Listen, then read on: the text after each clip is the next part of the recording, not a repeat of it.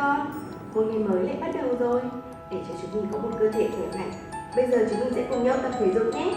Bây giờ chúng mình cùng khởi động với động tác cổ nhé.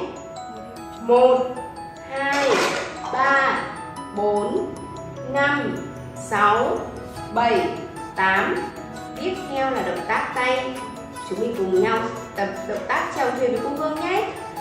1, 2, 3, 4, 5, 6, 7, 8. Động tác vặn mình.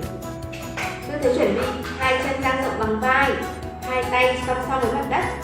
Nhịp 1, xoay người sang trái. Nhịp 2, trở về tư thế chuẩn bị. Nhịp 3, xoay người sang phải.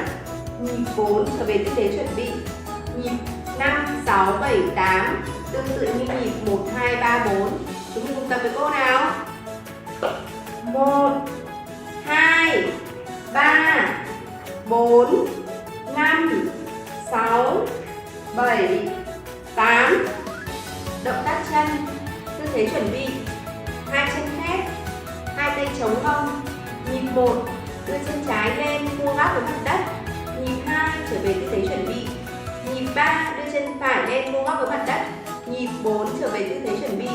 Nhịp 5, 6, 7, 8 tương tự như nhịp 1, 2, 3, 4. Chúng mình bắt đầu nào.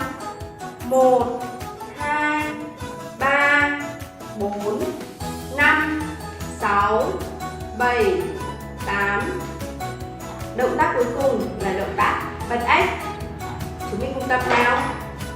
1, 2, 3, 4, 5, 6, 7, 8.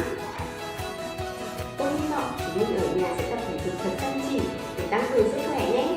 Hẹn gặp lại tất cả các con.